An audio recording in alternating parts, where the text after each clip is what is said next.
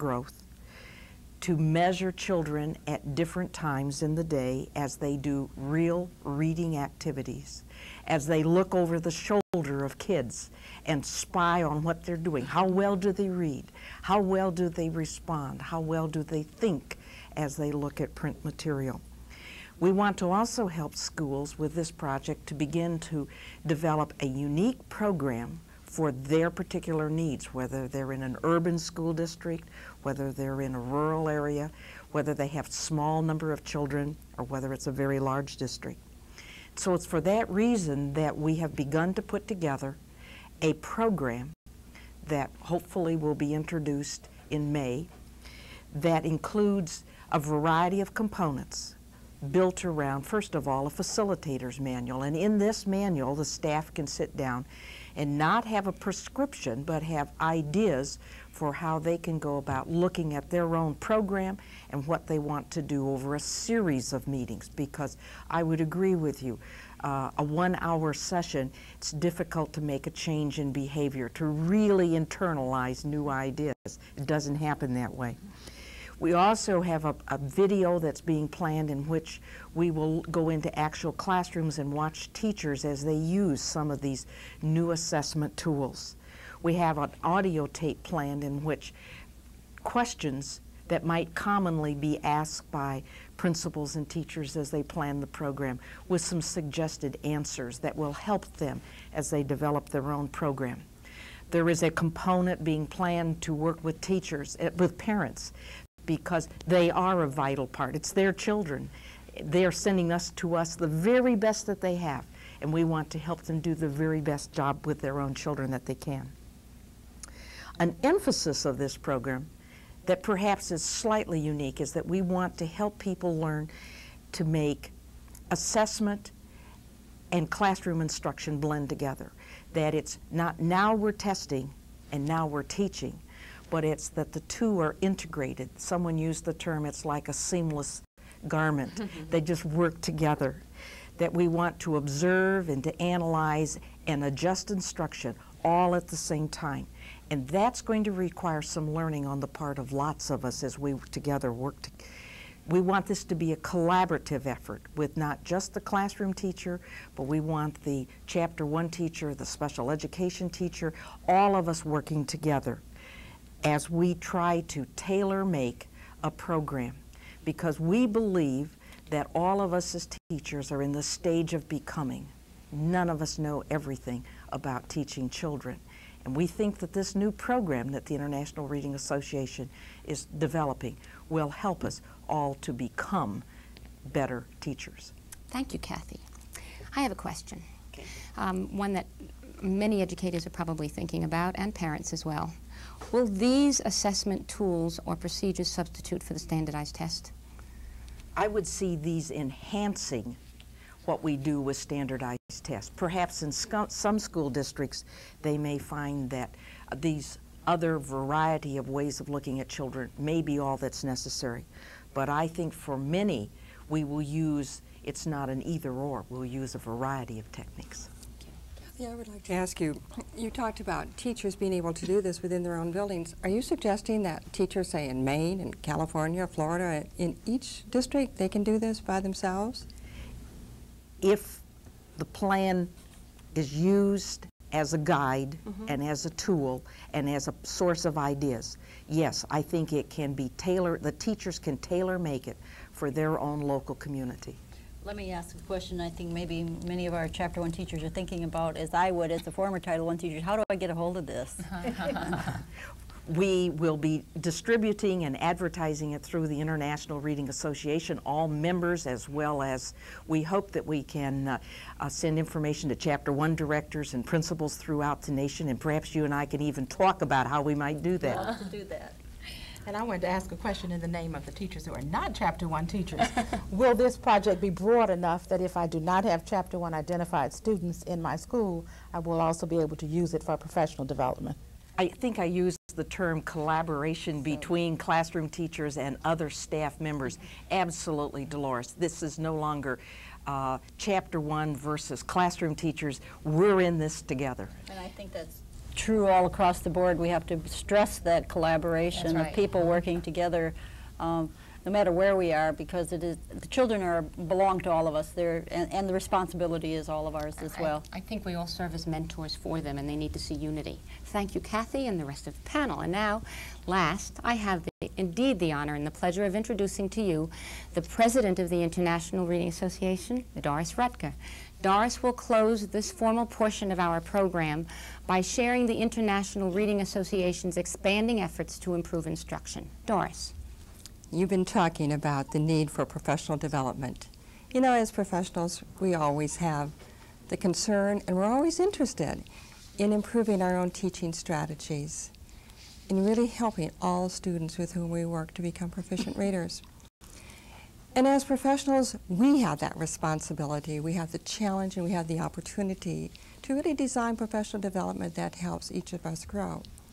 But you know, the International Reading Association is really expanding its efforts to reach more teachers through a variety of professional development activities. And I'd like to have us just talk about different categories of them. One of them are the projects that we have with partners.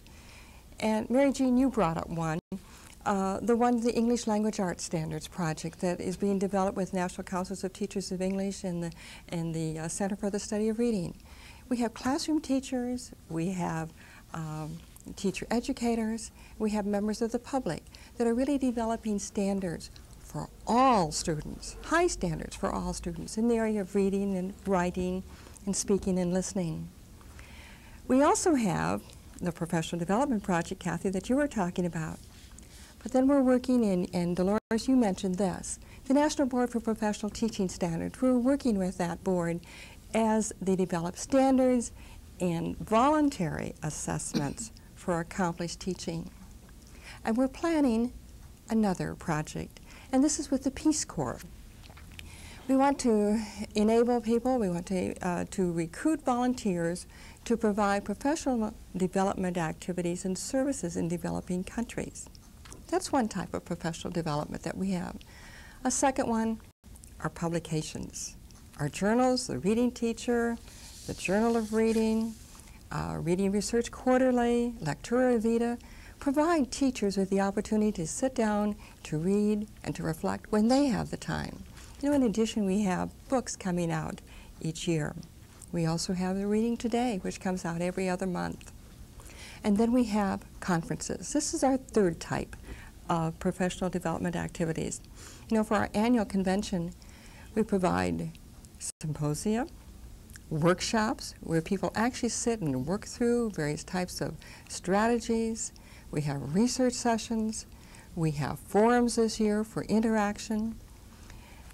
We give people the opportunities, classroom teachers, Chapter 1 teachers. We've worked now for 10 years with a very strong Chapter 1 component. Researchers, teacher educators, the opportunity to really interact, to share ideas that really work with their students. This year, or in February of 1994, we're also sponsoring the Adult and the Adolescent Literacy Conference. This will bring together those people who work with adults and with adolescents, many of whom want to increase their reading proficiency. Then we have the World Congress. And every other year we bring together educators from around the world to once again interact with research and with ideas that work for their students.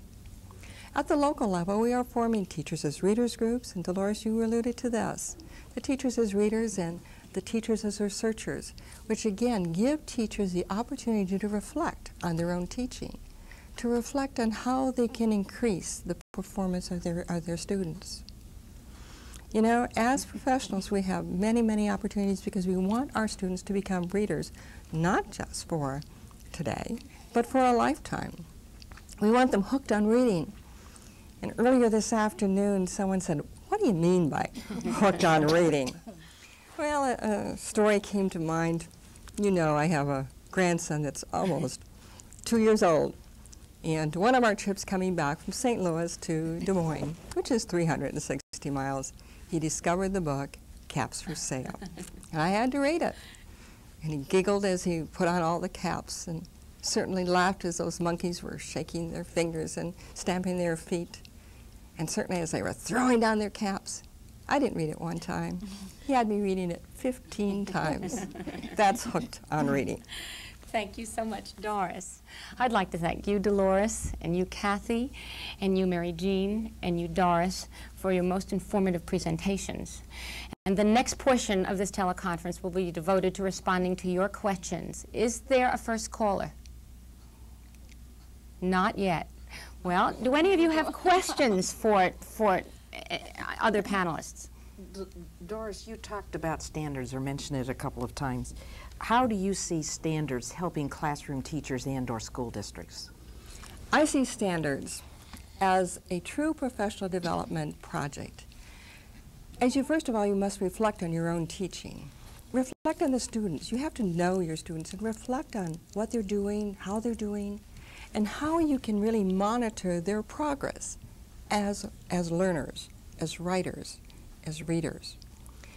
And so as we work through these standards and we look at those standards and think about them, I think that each one of us will change some of the directions in our teaching to make it more reflective of our students and of who we are as teachers. I want to add to that, when the new legislation, the new Title I legislation goes forward, we're going to talk about two different kinds of standards. We're going to talk about content standards, what we expect all children to know, and performance standards, what we expect children to be able to do, and how we're going to know when they get there. They're going to guide this program in the future, because we can't have one set of standards for one class of children and treat others differentially. So what I think the standards are going to do, particularly those kinds that have been developed, are being developed by various associations that states are developing, is they're going to let us know, all of us who have been teachers and everyone who is a teacher, what it is that we should be teaching to and how we will know when we've gotten there. And it'll give us a roadmap for where we need to go and when we know we'll be there. And all students can And learn, all can't they? They students. can learn a lot more maybe than what we think they have been able to. Yes, do we have phone calls from the audience, please? Do you have our number? It is 1-800-882-8498. Do we have callers, please? Not yet. Okay, I have a question for Yes. Mary Jean. You mentioned Title II programs. Right. Is that related in any way to Chapter 1, Title I? We'll be having legislation which has various titles, and Title I will be what was Chapter 1, and it'll be Title I, and it will encompass Even Start and the